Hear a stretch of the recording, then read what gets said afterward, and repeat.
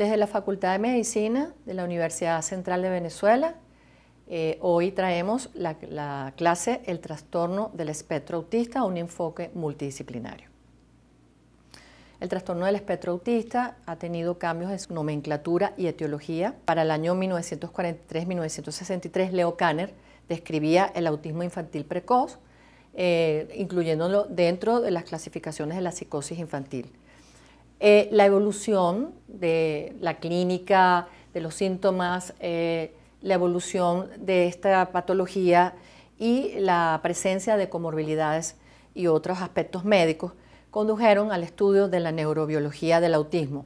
Así pues, entonces, Leo Kanner, en conjunto con Michael Rutter, describieron los aspectos neurobiológicos, explicando que el autismo es un trastorno en algún aspecto del neurodesarrollo o del desarrollo. Entonces, el autismo actualmente está englobado dentro de un grupo de trastornos que tienen su origen en el periodo del desarrollo. Se caracteriza por déficits en el desarrollo que producen limitaciones en áreas específicas o limitaciones globales. Estos déficits producen dificultades en lo personal, social, académico o en el funcionamiento ocupacional. Los trastornos del neurodesarrollo del DSM-5 que engloban el trastorno del espectro autista están dentro de la clasificación con trastorno del desarrollo intelectual, de la comunicación, déficit de atención e hiperactividad, de aprendizaje y de las habilidades motoras. Y el espectro autista, que incluye el trastorno autista per se, el trastorno Asperger, el trastorno desintegrativo de la infancia, el generalizado del desarrollo no explicado de otras formas. Es importante entender que los criterios diagnósticos del DSM-5 explican que deben cumplir los criterios A, B, C y D. Dentro de los criterios A se engloba tanto los déficits persistentes en la comunicación social, en la interacción social, que es un síntoma cardinal para hacer el diagnóstico, junto con los criterios B, que son los patrones de comportamiento, intereses o actividades restringidas y repetitivas. Estos son los, digamos, criterios más importantes para hacer el diagnóstico. Sin embargo, con el DSM-5 se incluyó dentro del criterio B4 las fallas de alteraciones del sistema sensorial, como o hiperreactividad a los estímulos sensoriales, o inusual interés en aspectos sensoriales del entorno, como el calor frío, como el tacto, el gusto y el olfato, fascinación por las luces, objetos que lo rodean. Estos síntomas deben estar presentes en la primera infancia y la conjunción de los síntomas puede limitar o discapacitar el funcionamiento cotidiano. Esos son los criterios del DSM-5. Entonces, la prevalencia de autismo no es distinta a la prevalencia en muchas enfermedades. Llama la atención que en el año 2007 se describía un caso por cada 150, en el año 2020 un caso por cada 54 y recientemente ya el Centro para el Control y la Prevención de Enfermedades ya nos reportaba un caso por cada 44 niños. Así que bueno, la prevalencia sí está aumentando. Sin embargo, no estamos viendo solo niños enfermos de autismo como lo describía Leo Kanner, como aquel niñito que se balancea, que se pone detrás de una esquina, mueve sus manos, se aísla y conforme pasaba el tiempo tenía una discapacidad.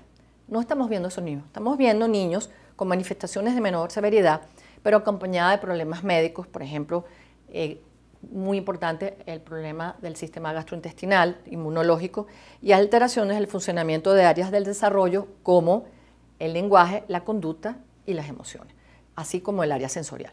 Esa es la expresión sintomática de que hay un trastorno de neurodesarrollo en algunas áreas del cerebro donde se altera la neuroconectividad durante el proceso del neurodesarrollo.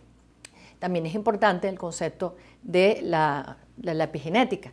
El autismo no se ha escapado de la influencia de la epigenética. Si bien hay una predisposición genética, los eventos adversos tempranos dan pues como énfasis un fenotipo vulnerable, que le da una vulnerabilidad tanto al estrés, a las crisis de la vida, le da una vulnerabilidad al sistema biológico, produciendo alteraciones biológicas, y eso también pues produce cambios conductuales y emocionales, es decir, que la epigenética también es considerada dentro del espectro autista, y así pues es un trastorno que es un espectro de trastorno que muestra una heterogeneidad dentro del grupo clínico y donde vamos a encontrar diferentes tipos o fenotipos conductuales.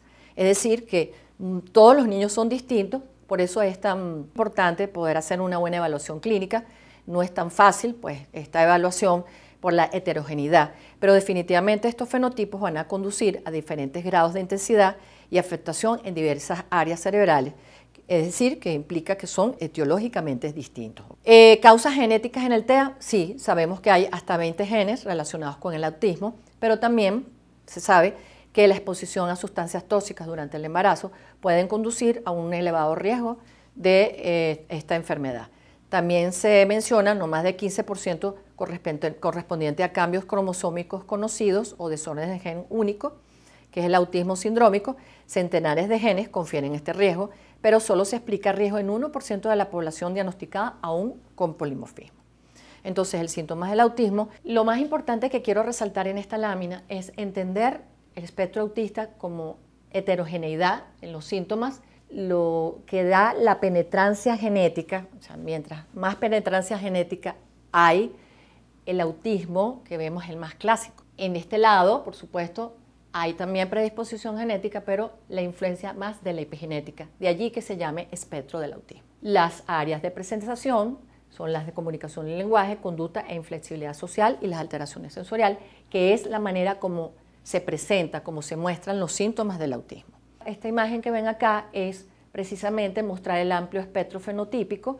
Tenemos aquí el trastorno de desarrollo no especificado, el autismo grado 1, autismo grado 2 y autismo grado 3, que es el autismo como tal, el autismo clásico.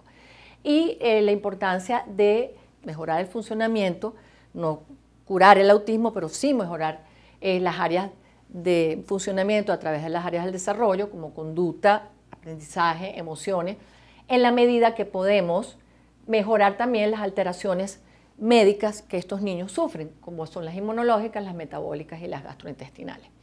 En la medida que podemos influir sobre estas áreas, vamos a mejorar y vamos a lograr que el niño, ¿verdad?, que está en un grado 3, podemos moverlo hacia un grado 2, por ejemplo. Estará dentro del espectro autista toda su vida, pero su funcionamiento estará mejor. Otro aspecto importante acá es entender la influencia que tiene el sistema inmunológico y el cambio en la microflora intestinal sobre el neurodesarrollo. Y en ese sentido, estas son líneas de investigación, aportes que ha dado la investigación en la medida que los niños han mostrado síntomas de alteraciones en estas áreas. Muy importante de notar que lo que refleja el cambio en la microflora intestinal es que los niños presentan síntomas y alteraciones médicas que son propias de los cambios en la respiración celular y los cambios en sus mecanismos de detoxificación, metilación, sulfatación, con lo cual lleva como consecuencia cambios en la oxigenación y los cambios en el neurodesarrollo y, por supuesto, lo que es neuroinflamación y neurotoxicidad, que son aspectos importantes a considerar ahora en el espectro autista.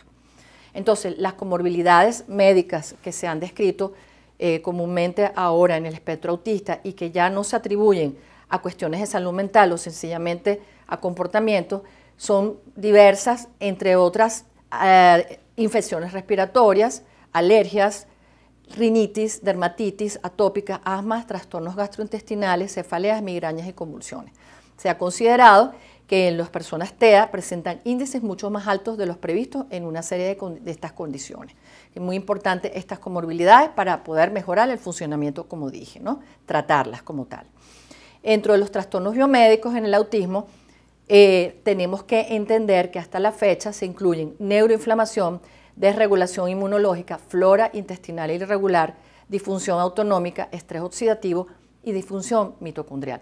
Todas estas irregularidades pueden tener consecuencias patológicas y tener un impacto negativo en el comportamiento, en el funcionamiento neurológico. Y hay que prestarles atención, sobre todo, por ejemplo, en el caso de las alergias en un niño pueden tener repercusiones incluso en su aprendizaje.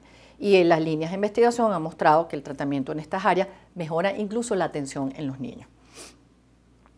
La relación del autismo y el sistema digestivo es una línea de investigación muy interesante, importante por demás, con lo cual se ha entendido que hay un fenotipo dentro de los tipos de autismo y dentro de ellos el niño que tiene problemas gastrointestinales corresponde a un 92%, ¿okay? Los problemas más comunes, constipación, dolor abdominal, flatulencia, mala absorción, distensión abdominal, problemas de reflujo, inflamación y anormalidades.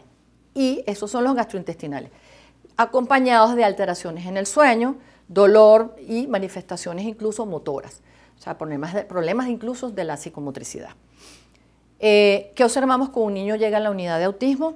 Bueno, vemos unos niños con eritemas, con signos de atopias, además de sus síntomas atípicos conductuales, de acuerdo a los criterios del DSM-5, niños apegados, niños que tienen intereses fijos y repetitivos, con fallas de comunicación, pero niños que están enfermos de su sistema, que tienen posturas antálgicas, que se alivian algo que tenía que ver con un dolor abdominal y algo que ha sido muy revelador para nosotros, que es el abdomen globoso en un niño con trastorno del espectro autista, con lo cual estamos entendiendo que hay algo a nivel de la parte gastrointestinal. ¿Okay?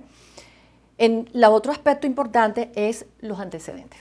Entre los antecedentes de los niños con trastorno del espectro autista hay en las historias y todo el reporte clínico el antecedente de riesgo biológico, entre esos el ser prematuro. ¿Okay? En un estudio en donde 26% de los niños resultaron positivos a la evaluación del depistaje de autismo, estos niños, 91 de esos niños tenían menos de 1.500 gramos al nacer. Y los factores asociados, bueno, bajo peso al nacer, corianonitis, hemorragia aguda intrapartum, condiciones médicas durante la admisión.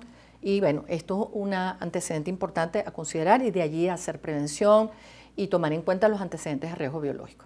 En el caso, por ejemplo, de los prematuros, hay un estudio que habla sobre que a los 6 años del estudio, niños que habían sido prematuros, 14% de ellos tenían diagnóstico de trastorno del espectro autista, o sea que hay un antecedente importante allí.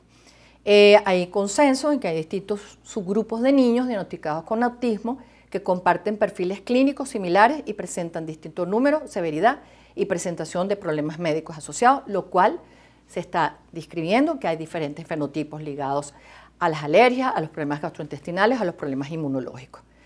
Esos son áreas de investigación. Entonces, es una enfermedad con trastornos bioquímicos y del metabolismo que afecta múltiples sistemas y es tratable. Factores a considerar: la edad del niño, el estado general de salud, sus antecedentes médicos, sus grados de trastorno, sus síntomas y comorbilidades, la tolerancia a ciertos alimentos, la importancia de la microbiota y el trastorno del desarrollo en el caso de los niños con trastorno del espectro autista, entender que tiene un impacto definitivo en la función gastrointestinal, en el sistema inmunológico, en el sistema neuroendocrino y en el metabolismo. Lo que se ha entendido es que esta microflora, si se desbasta hasta 0 a 1 año, se altera el neurodesarrollo y puede ser un aspecto etiológico para desarrollar el trastorno del espectro autista. En cambio, si se desbasta posteriormente, pueden aparecer otras enfermedades que se han asociado a la microflora intestinal. El impacto que tiene el sistema nervioso central por sí mismo y todo lo que los sistemas pueden llevar a él, como por ejemplo las deficiencias nutricionales, las lesiones tóxicas directas de virus, bacterias, la inflamación por alergias alimentarias o el estrés oxidativo, las toxinas ambientales, las toxinas bacterianas, y ahora tenemos el impacto que tiene la microbiota sobre el sistema nervioso central. Entonces, el trastorno del espectro autista, dado todos los aspectos médicos asociados, tiene que tratarse con un protocolo multidisciplinario y entender aspectos sistémicos importantes como los aspectos biológicos, el entorno tóxico, el aspecto de los sistemas, el tratamiento intestinal, desintoxicación, nutrición, sistema inmunológico, apoyo a las partes de metilación. ¿Para qué? Para lograr a través de la neuroplasticidad los procesos de neurogénesis o regeneración neuronal. Considerando todo lo que he expuesto aquí, podemos tener un niño con trastorno del espectro autista durante 2 años en diferentes terapias psicoeducativas. Y, como lo hablan muchos terapeutas del área, mostrar pocos avances en su desarrollo. Y eso puede suceder porque no hemos actuado sobre sus sistemas biológicos. No quiere decir que las terapias no han hecho su parte, pero mientras las terapias estimulan áreas del sistema nervioso central, si los sistemas biológicos están en desequilibrio o están alterados, pues obviamente estamos haciendo una parte del tratamiento y no el tratamiento. Tenemos que actuar sobre el sistema biológico de los niños con trastornos del espectro autista. Así que muchísimas gracias por su atención.